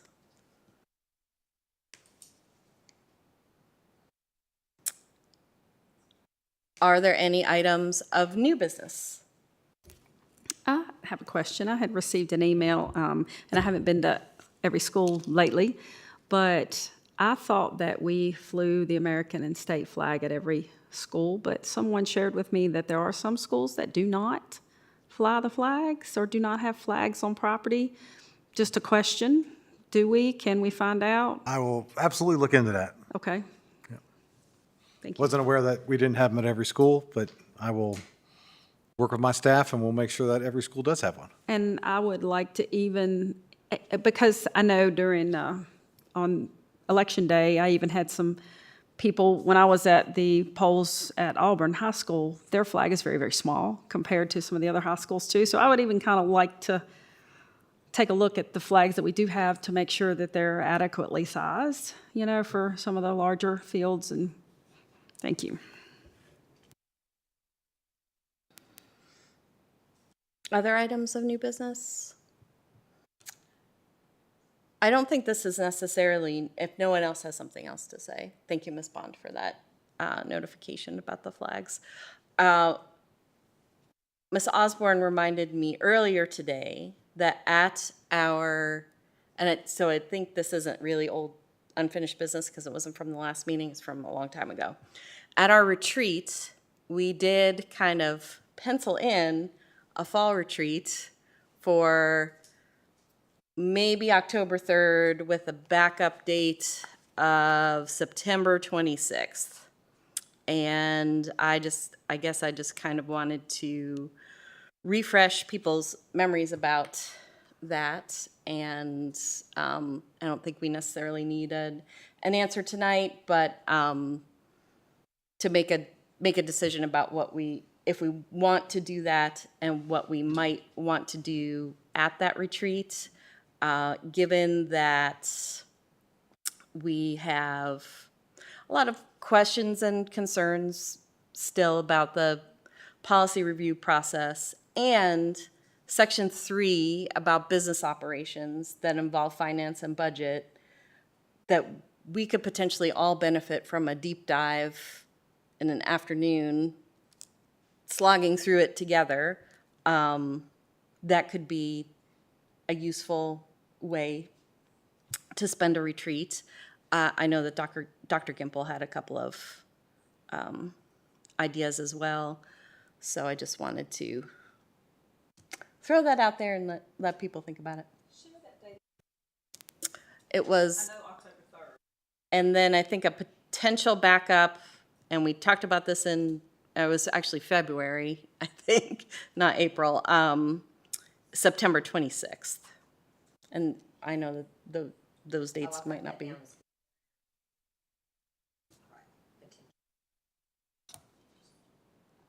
Can we just get the administration to send out an email to everybody, since we have 2 people missing also?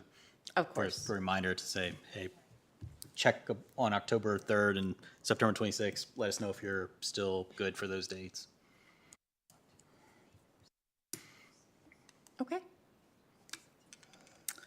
Any other items of new business? Any announcements? Yeah, I think we've been having a good start to the new year. A few bumps here and there. Just a reminder to kids, a lot of new drivers out there. Slow down, drive slower. Pay attention. Turn the music down. Seatbelts on. No phone. And parents too, watch out. There's kids in the neighborhoods walking around the school systems and whatnot. So just everybody be careful. And also we have students coming back in, so watch out for students and watch out for students not watching out for you potentially while crossing the road. So thank you. I'd like to thank the town of Blacksburg for installing some speed monitoring cameras on Toms Creek Road and Price's Fork Road. 'Cause those are 2 pain points at school arrival and dismissal. I'm really curious to see what comes of them when they're active. I think they might still be in the test period. And again, just thanks to everyone that made the first day of school and first week of school so successful. I know it took a tremendous amount of work, and we appreciate it immensely. All right, so without any other announcements or information, our next meeting, we actually have a double header coming up. August 31st is a joint meeting that we have with the Board of Supervisors. That's a Monday. And then our first meeting of September will be the next day on September 1st. So look forward to seeing you all there. And if there aren't any other comments, questions, announcements, information, I adjourn this meeting at 9:09 p.m. Thanks, everyone.